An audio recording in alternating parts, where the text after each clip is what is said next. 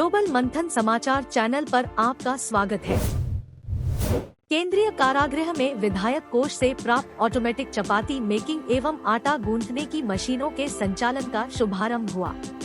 उद्घाटन समारोह में मुख्य अतिथि शहर विधायक श्रीमती मनीषा पंवार और उप जिला प्रमुख विक्रम बिश्नोई ने परिसर में स्थित महात्मा गांधी की मूर्ति पर तिलक एवं पुष्पहार अर्पित करने के उपरांत आधुनिक एवं हाइजेनिक रसोई का फीता काटकर उद्घाटन किया। जोधपुर में राजस्थान ब्रजभाषा अकादमी जयपुर और ब्रज मंडल समाज जोधपुर की ओर से अखिल भारतीय ब्रजभाषा कवि सम्मेलन लघु उद्योग भारती में हुआ। इसमें शामिल हुए कवियों ने ब्रज भाषा में कविताएं सुनाकर लोगों को ब्रज भूमि और संस्कृति के बारे में बताया। सम्मेलन में कवियों ने ब्रज में निभाई जाने वाली बरसों पुरानी परंपराओं को भी बताया, जिसमें लड्डू होरी, लाठी होरी, फूलों और रंगों की होरी के प्रचलन की जानकारी दी गई। कामा से आए विट्ठल पारीक ने सामाजिक विसंगतियों पर कविताएं पढ़ी और कहा कि बरजोरी मीत बिलाए गए बिन प्रीत स्वभाव मिले नाही, चंदन रोरी जैसा भाव कहाँ को प्रस्तुत किया। जोधपुर में राजस्थान संगीत नाटक अकादमी की ओर से 25वें लोकानुरंजन मेले का आयोजन किया गया था। इस मेले में देश भर के लोक कलाकारों ने क्षेत्रीय संस्कृति की मनमोहक झलक पेश की। इसी मेले में ऑन द स्पॉट फोटोग्राफी प्रतियोगिता का भी आयोजन किया गया था। ऑन द स्पॉट फोटोग्राफी प्रतियोगिता के परिणाम घोषित कर दिए गए हैं। राजस्थान संगीत नाटक अकादमी जोधपुर के अध्यक्ष बिनाका जेश मालू ने विजी फोटोग्राफ और फोटोग्राफर्स की जानकारी देते हुए बताया कि अकादमी को कुल 110 फोटो प्राप्त हुए थे। मंडोर को तुर्काए से आजाद करवाने और गरीबों को विदेशी आक्रांताओं की लगान वसूली से मुक्ति दिलाने वाले वीर राव हेमा गहलोत की याद 630 साल से मंडोर में रावजी गेर निकालने की परंपरा आज भी चली आ रही है। इस गेर को निकालने के पीछे मुख्य कारण सिर्फ एक खरगोश था, जिसे कुचेरा के राणा जयसिंह ने शिकार कर घायल कर दिया था और वो खरगोश राव हेमा की माताजी गौरी देवी की गोद में भाग कर आ गया। घायल और ऊपर से शरण में आए जीव को बचाने के लिए क्षत्राणी ने खरगोश को राणा व उसके सैनिकों को देने से इनकार कर दिया। शहर में फागोत्सव की धूम है। इसी कड़ी में जोधपुर कायस्थ सामुदायिक भवन में मनस्वी क्लब द्वारा होली उत्सव अबीर फुहार का आयोजन किया गया। क्लब अध्यक्ष मुक्ता माथुर ने बताया कि 500 महिलाओं ने भाग लिया। मुख्य अतिथि महापौर दक्षिण वनिता सेठ थी। अरुणा माथुर, मधु माथुर ने बताया कि सामूहिक रूप से होरिया गायन किया गया। लीना शैफाली ने बताया कि सरोज माथुर एंड पार्टी ने विभिन्न भजन प्रस्तुत किए। जोधपुर डिस्कॉम के 13 वृत्त के 4,89,237 किसानों को प्रतिमाह 2000 यूनिट बिजली फ्री मिलेगी। इससे राज्य सरकार पर 88 करोड़ 6,26,600 रुपए का अतिरिक्त वित्तीय भार पड़ेगा। अब तक इन किसानों को प्रति यूनिट 90 पैसे अपनी जेब से देने पड़ते थे, लेकिन अब 2000 यूनिट तक इनसे कोई राशि नहीं ली जाएगी। वहीं इससे ऊपर के बिजली यूनिट पर सरकार द्वारा पूर्व की तरह 90 पैसे लिए जाएंगे। भरतपुर में 3 दिन पहले लाला पहलवान पर हुई फायरिंग के मामले में गिरफ्तार बदमाशों और पुलिस के बीच मुठभेड़ हो गई। दरअसल बदमाशों ने पुलिस के साथ मारपीट करते हुए भागने की कोशिश की। जवाबी कार्रवाई में चारों बदमाशों के पैर पर गोली लगी है। इनमें से 2 की हालत गंभीर है और उन्हें जयपुर रेफर किया गया है। वहीं 2 का भरतपुर के Raj Bahadur memorial RBM hospital में इलाज चल रहा है। दरअसल पुलिस को सूचना मिली थी कि 4 मुख्य आरोपी हरियाणा के गुरुग्राम में छुपे हुए हैं। इसके बाद पुलिस ने दबिश देकर चारों को गिरफ्तार कर लिया। शनिवार को जब चारों बदमाशों को भरतपुर लाया जा रहा था, तब उन्होंने उद्योग नगर थाना इलाके के गुंसारा गांव के पास पुलिस से हाथापाई शुरू कर दी। राजस्थान में 48,000 पदों पर होने जा रही शिक्षक भर्ती परीक्षा के दूसरे दिन आज लेवल 2 के 2 पेपर आयोजित किए जाएंगे, जिसमें पहला पेपर सामाजिक विज्ञान का सुबह 9:30 से दोपहर 12 बजे तक हुआ। उदयपुर में पुलिस ने एक डमी कैंडिडेट को पकड़ा। दूसरा पेपर दोपहर 3 बजे शुरू हुआ, जो शाम 5:30 बजे तक हिंदी का होगा। वहीं पहले दिन फर्जी अभ्यर्थियों की धरपकड़ के बाद अब सरकार ने प्रदेश के 11 जिलों में नेटबंदी कर दी है। इनमें अजमेर, भरतपुर, बीकानेर, जयपुर, जोधपुर, कोटा, उदयपुर, अलवर, भीलवाड़ा, श्रीगंगानगर, टोंक शामिल है। थार गाड़ी सवार युवकों पर बदमाशों ने फायरिंग कर दी। फायरिंग में 2 युवकों के गोली लगी।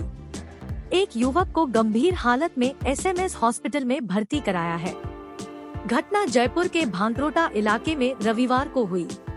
डीसीपी वेस्ट वंदिता राणा ने बताया कि सुबह करीब 4:15 बजे अजमेर रोड स्थित शिवम रिसोर्ट के पास फायरिंग हुई।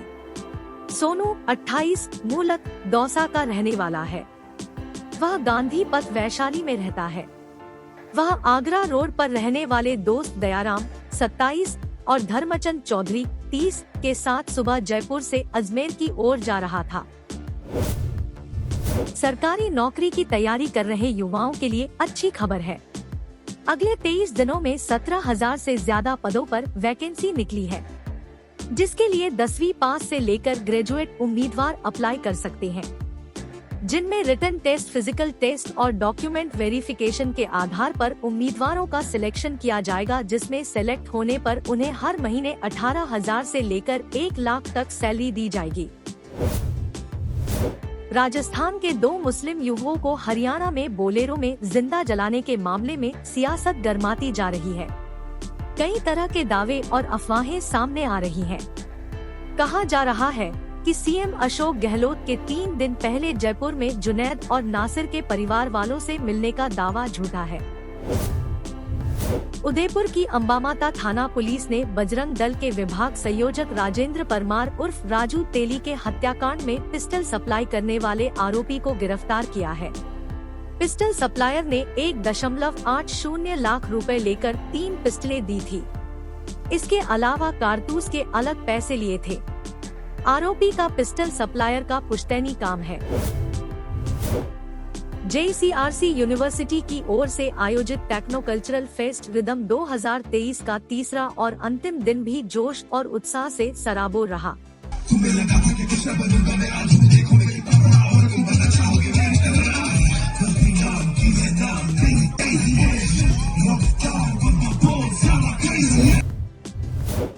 धौलपुर जिले के नादनपुर थाने में तैनात पुलिसकर्मी की पिटाई का वीडियो सोशल मीडिया पर शेयर किया जा रहा है।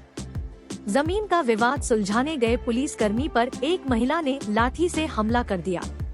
वीडियो में महिला पुलिसकर्मी पर लाठी से एक के बाद एक कई वार करती नजर आ रही है। पूरे मामले को लेकर थाना प्रभारी से बात की तो उन्होंने किसी भी पुलिसकर्मी की पिटाई होने से साफ इनकार कर दिया। राज्य सरकार ने अपने बजट 23 से 24 में बीकानेर में ड्राईपोर्ट इनलैंड कंटेनर बनाने की घोषणा की है।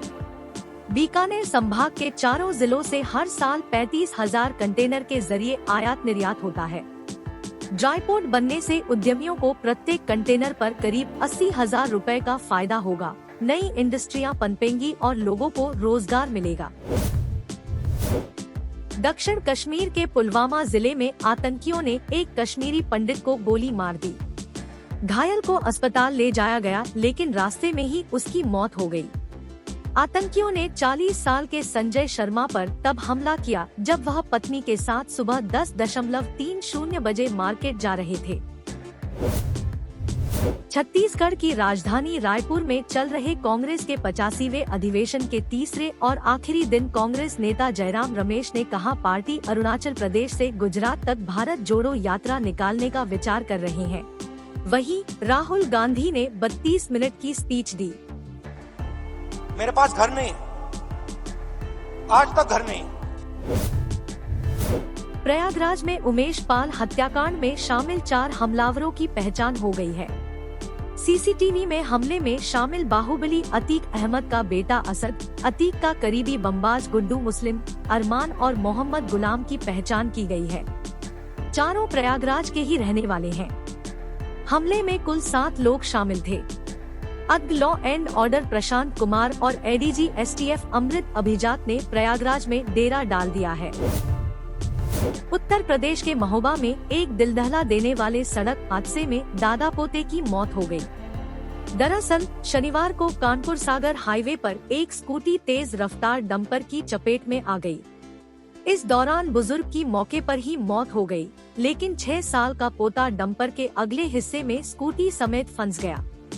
डंपर का ड्राइवर बच्चे और स्कूटी को 2 किलोमीटर तक घसीटता ले गया। बॉलीवुड एक्टर अक्षय कुमार की बॉक्स ऑफिस पर बैक टू बैक फिल्में फ्लॉप होती जा रही हैं। अब हाल ही में एक इंटरव्यू के दौरान अक्षय से लगातार 4 फ्लॉप फिल्मों के बारे में पूछा गया, जिसके जवाब में उन्होंने कहा कि ऐसा पहली बार नहीं हो रहा है। उनके करियर में एक समय ऐसा भी आया था जब उनकी लगातार 16 फिल्में फ्लॉप हुई थी। उसके बाद एक और बार उनकी लगातार 8 फिल्में फ्लॉप हुई थी। अगर आप दी गई जानकारी से संतुष्ट हैं, तो चैनल को सब्सक्राइब करना ना भूले, साथ ही अपने दोस्तों और रिश्तेदारों को भी वीडियो शेयर करें। धन्यवाद। आपका दिन मंगलमय हो।